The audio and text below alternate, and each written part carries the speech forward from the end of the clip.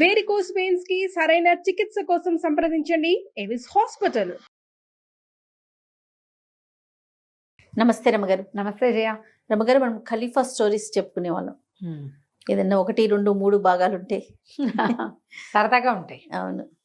హారూన్ అల్ రషీద్ రాజ్యం చేస్తున్నప్పుడు ఒక రత్నాల వ్యాపారి ఒక ఆయన ఉండేవాడట. చాలా ధనవంతుడు. ధనంతో తులతూగుతూ ఉండేవాడు. ఆయన ఎక్కడెక్కడెక్కడ నుంచో రత్నాలు, వజ్రాలు, ముత్యాలు, ఇంకా ఏమిటో అవన్నీ ఇది చేసుకుని పైనుంచి తెప్పించుకుని ఇక్కడ పెద్ద వ్యాపారం చేసేవాడు. చాలా గొప్ప పేరుండేది ఆయనకి. అయితే కాలక్రమాన ఆయన మరణించాడు. ఆయనకు ఒక కుమారుడు ఉన్నాడు, మహమ్మద్ అలీ వాడి పేరు. ఈ మహమ్మద్ అలీ మంచి బుద్ధిమంతుడు.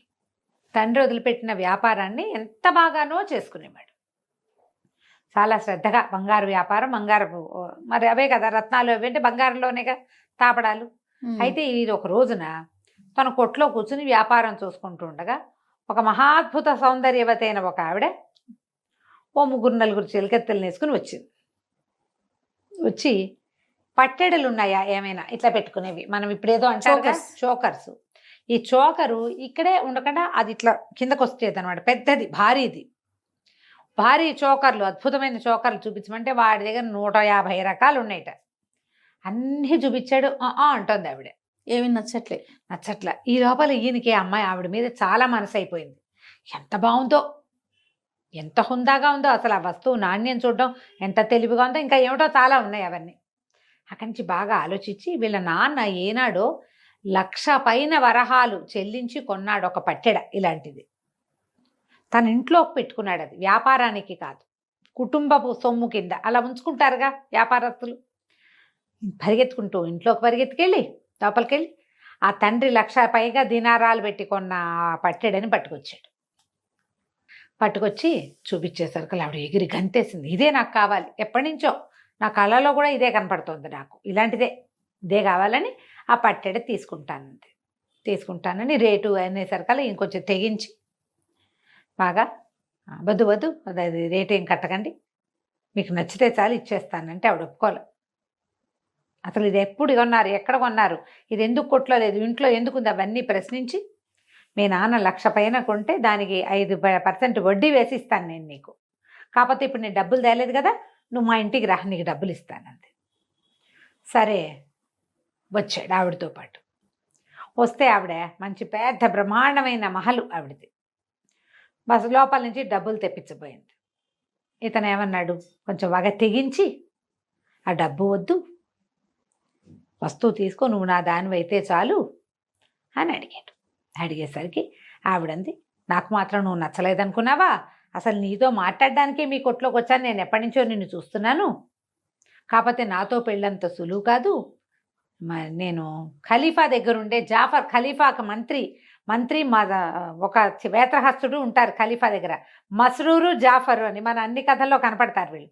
జాఫర్ చెల్లెల్ని నేను, అంత సులువు కాదనగా నేను కాళ్ళు చల్లబడిపోయినాయి. జాఫర్ చెల్లెల్ని పెళ్లి చేసుకోవడం అంటే మామూలా, ఆయనేమో ఖలీఫా పక్కనే ఉంటాడు, ఆ చెల్లెలంటే ఎంత టాప్ క్లాస్. అయితే వీళ్ళ చెల్లెళ్ళు అంటే ఏమిటంటే స్వయానా చెల్లెలు అవ్వక్కర్లా, తండ్రి గారి 4వ భార్య సంతానం కూడా కావచ్చు కదా.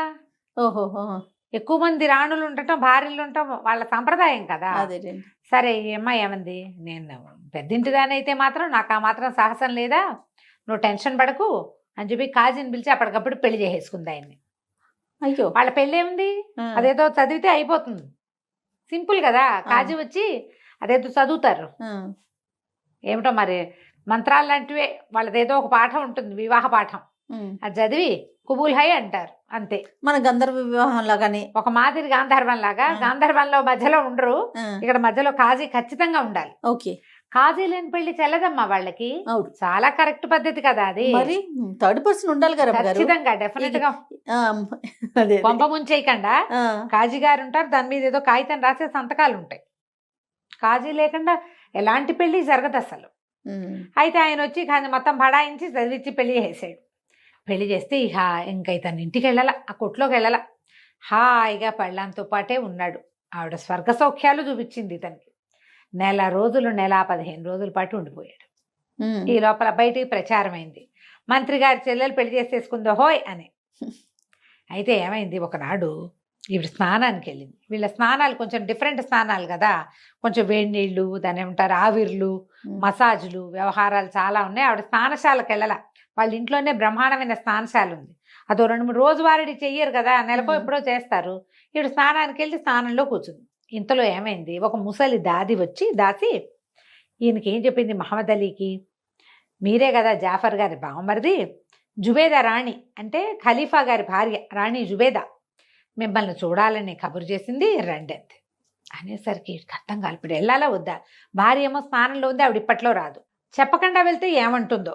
ఇప్పటిదాకా ఒక్కనాడు కూడా ఆమెను విడిచి వెళ్ళాల ఈ నెల 15 రోజుల్లో. పెళ్ళైన నెల 15 రోజులైతే అతను గుమ్మం దిగి వెళ్ళాలా, ఇంటికి వెళ్ళాలా ఇంకా. అది ఆవిడ ఇప్పుడు స్నానానికి వెళ్ళింది. బాగా ఆలోచించి రాణిగారి దగ్గరికి వెళ్ళానంటే ఎందుకు కాదంటుంది, వాళ్ళ అన్నయ్య ఏమో ఓ పక్కన మంత్రాయను అని ఆలోచించుకుని ఆవిడ స్నానంలో ఉందిలేని ఈయన వెళ్ళిపోయాడు. ఆ వెళ్ళంగానే ఆ జుబేదా గారు ఈయన చూసి, బాగా రారా కూర్చొని, మా మంత్రి తన చెల్లెలు ఎవరినో పెళ్లి చేసుకుందంటే ఎవరినో అనుకున్నాను, అబ్బో ఎంతో బాగున్నావు, నువ్వు ఏం వ్యాపారం చేస్తావు, నీకు అదే ఇదే, మీ అమ్మాయి ఏమిటి, నాన్న ఏమిటి, సంగతి ఏమిటి, సందర్భం ఏంటి, 2 గంటలు కనుక్కుని ఏదో కాస్త ద్రాక్షారసవం కూడా ఇచ్చి వెళ్ళరా చాలా మంచిదని పంపేసి. కాకపోతే మహమ్మద్ అలీకి తెలియని సంగతి ఏంటంటే, జుబేదా గారికిను ఈ మన అందగత్తెకి అస్సలు పడదు జాఫర్ చెల్లెలకి. వాళ్ళు చాలా సందర్భాల్లో పోట్లాడుకున్నారు. ఓహో. ఈవిడికి ఈ అమ్మాయికి తన భార్యకి ఆడి మొహం గిట్టదు, మంత్రి గారి చెల్లెలకి రాణిగారి మొహమే గిట్టదు, రమ్మంటే నేరాని పొమ్మంటుంది.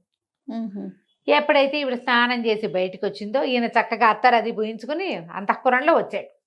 వచ్చేసరికి హాత్ తెరిక, నువ్వు జుబేదాని చూడడానికి వెళ్తావా, నేను ఇంపార్టెంటా, నీకు జుబేదా ఇంపార్టెంటా, ఇంత ద్రోహం చేస్తావా, నాకు ఆవిడికి పడదని తెలిసి దాన్ని చూడడానికి ఎలా వెళ్ళావు నువ్వు ఓకే అని చెప్పి కేకలు పెట్టింది, కొట్టింది, పీకింది, లాగింది. ఇంకా మామూలుగా చేయలే. ఇదంతా చేసి అక్కడి నుంచి ఒకడు ఉంటాడు, వీడికి మంచి బ్రహ్మాండమైన కత్తి పుచ్చుకుని వాకిట్లో ఉండేవాడు, వాడిని కేకలు పెట్టింది. వీడి ప్రేమ ద్రోహిని నరికి చంపేమంది. వాడు కత్తి పుచ్చుకొచ్చేసి, అయ్యో రామా, కత్తి పుచ్చుకొచ్చేసాడు. వచ్చేసేసరికి ఆ ఇంట్లో ఉన్న దాసదాసి గణం అంతా కాళ్ళ వెళ్ళబడ్డారు ఈవిడ్ని. మా అమ్మ మా తల్లి వదిలేసి, అంత పెద్ద తప్పు కాదు, కొంచెమే తప్పు, చంపేయద్దు, కావాలంటే 2 దెబ్బలు కొట్టు కొట్టించు, కానీ చంపకూడదు. చంపేంత ద్రోహం చేయలే, తెలియక చేశాడు. నీకు రాణిగారికి పడదనే నువ్వేనాడు సందర్భంలో చెప్పాల. ఇతను వ్యాపారం చేసుకునే కుర్రాడు. మీ రాణిగారి సంగతులు నీ సంగతులు అతనికి ఎట్లా తెలుస్తాయి? ఏదో బంగారం రత్నాలు వజ్రాలు అంటే తెలుస్తాయి.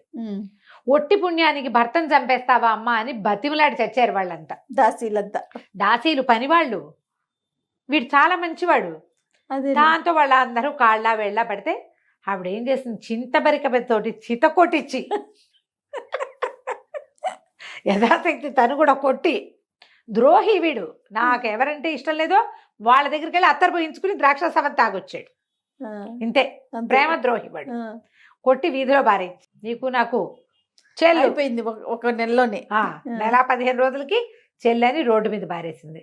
ఆ రోడ్డు మీద పారేయబడిన మహమ్మద్ అలీ ఎట్టా గొట్టా ఈడ్చుకుంటూ ఎవడో తెలిసిన గుర్రబండి వాడు చూసి వీడిని గుర్రబండి ఎక్కించుకుని ఇంట్లో బారేసాడు తీసుకొచ్చి. దానికి వైద్యాలు చేయించి మొత్తాన్ని పుళ్ళన్నీ మానేక వాడికి ఒక రకమైన అసహ్యం పుట్టింది. ఇంత అవమానమా నాకు? ఈ అవమానానికి ప్రతిక్రియ ఏం చెయ్యాలి? ఊరిని ఏదో చెయ్యాలి, ఏం చేయాలో తెలియదు. దాన్ని ఏం చేయలేడు, ఆ భార్యామణిని అతనేం చేయలేడు. అందుకని ఏం చేశాడు, కోట్ల కొద్దీ ఉన్న ఆస్తిని తెగనమ్మేశాడు. ఇవి విచిత్రమైనవన్నమాట ఇవన్నీ. అదే కదా, కేవలం మనకి ఏమంటారు, ఈ అరేబియన్ నైట్స్లోనే ఇలాంటి పరమ విచిత్రాలు కనపడతాయి. మామూలుగా పగ తీర్చుకోవడం అంటే మనం ఏమనుకుంటాం, ఇంకో 2-3 పెళ్లి చేసేసుకోవటం కనీసం ఒకటి, కనీసం లేకపోతే వాళ్ళ ఇంటి మీద రాళ్ళు రప్పలు వేసి దాన్ని ఏదో గొడవకి చేయటం. వీడు డిఫరెంట్ ప్రతీకారం తీర్చుకున్నాడు. బాగుంది రావు గారు. ఏం చేశాడు, ఆస్థంతా అమ్మే అవతల పారేశాడు. మొత్తం పూచికపులతో సహా అమ్మేసి కొన్ని కోట్ల రూపాయలు చేర్చాడు. 100 మంది బానిసల్ని కొన్నాడు. ఈ బానిసల్లో ఖలీఫా లాగా దగ్గర ఉండేటువంటి జాఫర్ లాగా ఉండేవాడిని ఒకడిని, వేత్రహస్తుడు అంటే కర్రపుచ్చుకుని ఖలీఫా వచ్చారు హోయ్ అని చెప్పే మస్రూరు, పరమ ప్రాణం ఆయనకి ఖలీఫాకి, ఆ మస్రూర్ లాగా ఉండేవాడిని ఒకడిని, 2 ప్రత్యేక బానిసల్ని పెట్టుకున్నాడు.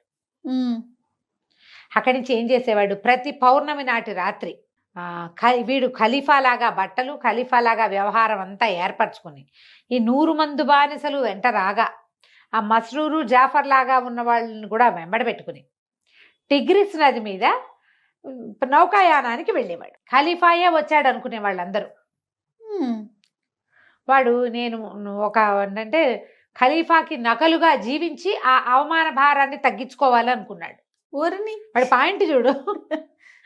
క్రమంగా ఈ బానిసలు చాలా గట్టిగా వీళ్ళు అంత బాగా డబ్బులు ఇస్తుంటే అటువైపు ఎవరైనా ఏంటి ఖలీఫా వెళ్తుంటే మీరు అడ్డం వస్తున్నారు అని ఖలీఫాయే వచ్చిన సినిమా వాళ్ళు ఇచ్చేవాడు. అట్లా కొన్ని పౌర్ణములు వెళ్ళాడు. వాళ్ళకి అలవాటు పడ్డారు జనమంతా ఈ టైంలో ఖలీఫా వెళ్తాడు అని. నిజానికి నిజం ఖలీఫా గారు ఒక పౌర్ణమి నాటి రాత్రి ఆయన నిద్ర పట్టక పెంద్రాళే చీకటి పడేసరికి విసుగ్గా ఉందని జాఫర్ని కేకేశాడు. కాసేపు అలా తిరుగుద్దాం పదా అని. వీళ్ళు ఏం చేశారు, ఇలా మామూలు వేషాలతో వెళ్ళకుండా ఖలీఫాకి ఎప్పుడు కూడా మారు వేషం వేసుకోవటం అలవాటు. ఒక వ్యాపారస్తుల వేషం వేసుకుని బయలుదేరారు. మస్రూరు, జాఫరు, ఖలీఫా ముగ్గురు బయలుదేరి వెళ్తుంటే ఈ నది మీద చూస్తే ఒక పెద్ద నౌక, దాని మీద అన్ని దివిటీలు ఏంటో గానా బజానా గందరగోళంగా ఉంది. అర్థం కాలేదు, ఎవడు వెళ్తున్నాడు ఈ టైంలో, ఎవరన్నా వస్తున్నారా మన ఊళ్ళోకి? అదేమిటి మనకేం వార్త గీత వచ్చినట్లేదే. మామూలుగా ఊళ్ళోకి ఎవరైనా పెద్ద వ్యాపారస్తులు వాళ్ళు వస్తుంటే ముందే వార్త రావాలి కదా, జాఫర్కైనా తెలియాలి కదా, రాజుగారి తెలీదు, మంత్రికైనా తెలియాలిగా. ఏమిట్రా అని నది దాకా వెళ్ళారు. అక్కడ జమా జట్టిలాగా నుంచున్న 3-4 బానిసలు ఖలీఫా వ్యవహారానికి వెళ్తుంటే ఏమిటి ఆయన షికారు వెళ్తుంటే ఇక్కడికి వచ్చి నుంచున్నారంటే పొండి అన్నారు. కాంతపోయారు, ఏమిటి ఖలీఫావా, మనం ఇక్కడే కదా ఉన్నాం, వీళ్ళు వెళ్ళేవాడెవడో వీళ్ళకి అర్థం కాల. ఆ వెళ్ళేవాడెవరో తెలుసుకోవడానికి వీళ్ళు బాగా ప్రయత్నం చేయటానికి ఏం చేశారు, ఇంకో పక్క నుంచి అక్కడికి వెళ్ళారు. అక్కడికి వెళ్ళాక వీళ్ళు ఏం తెలుసుకున్నారో మనం వచ్చే భాగంలో తెలుసుకుందాం. భలే ఉంది రమ్మ గారు, ఇంట్రెస్టింగ్ గా ఉంది. నమస్తే అండి. నమస్తే.